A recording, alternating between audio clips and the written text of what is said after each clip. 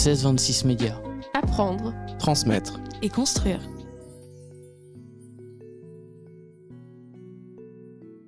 Bonjour et bienvenue sur 1626 Médias. Nous sommes à la deuxième journée de l'Odyssée des métiers et des formations. Nous nous sommes accompagnés pour cette interview de Mathilde. Comment ça va ? Ça va très bien, merci. Merci d'avoir accepté cette interview. Nous allons débuter. Alors, pouvez-vous vous présenter ?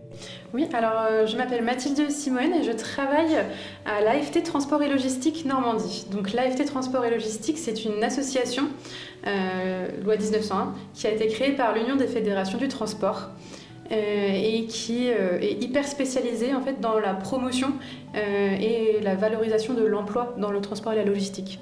Et quelle formation ouvre le plus de portes pour entrer dans ce métier ? Alors, donc nous, on va promouvoir et valoriser les métiers du transport et de la logistique. Donc, au niveau du transport, par exemple, depuis hier, à l'Odyssée des métiers, on parle beaucoup du métier de conducteur routier de marchandises. Donc, pour ce métier-là, notamment après la troisième, on conseille aux jeunes de soit faire un bac professionnel conducteur routier de marchandises ou bien un CAP, conducteur routier de marchandises. Après, quand ça concerne plus une reconversion pour les adultes, ce sera un titre professionnel qui existe, donc conducteur routier de marchandises sur porteur ou sur tout véhicule. En ce qui concerne la logistique aussi, on va proposer des formations pour devenir gestionnaire de stock, préparateur de commandes, donc tout ce qui va être dans un entrepôt et qu'on retrouve un peu partout dans plein de secteurs. Et donc là, pour ces métiers-là, il faut faire des formations, soit CAP, opérateur logistique. On en a un peu partout en Normandie. Et pareil, il y a des bacs professionnels, métier de la logistique. Voilà. Et comment se tenir à jour, donc les communautés métiers, les formations courtes, dans un secteur qui bouge ? En ce qui concerne la conduite, enfin le transport, c'est vrai que ça bouge pas mal et notamment ces dernières années, on a remarqué qu'il y avait beaucoup de... le numérique qui s'est développé. Donc aujourd'hui, les jeunes qui souhaitent devenir conducteurs, ils sont quand même pas mal baignés là-dedans. Les camions aujourd'hui, ils vont bénéficier de tout ce qui va être la télématique, ça va être le numérique embarqué. Et donc, ils vont pouvoir, par exemple, dans l'entreprise, suivre les camions, etc. Tout ce qui va être exploitation. Au niveau de la logistique, pareil, c'est très axé sécurité aujourd'hui.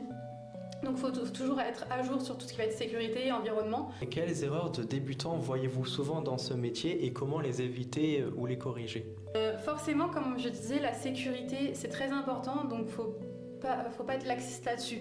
Dès le début, quand justement on est un débutant, il ne faut pas se perdre et faire attention vraiment à comment marcher dans un entrepôt, bien se diriger, pas aller. Il y a des lignes pour ça à suivre, il y a un parcours à suivre.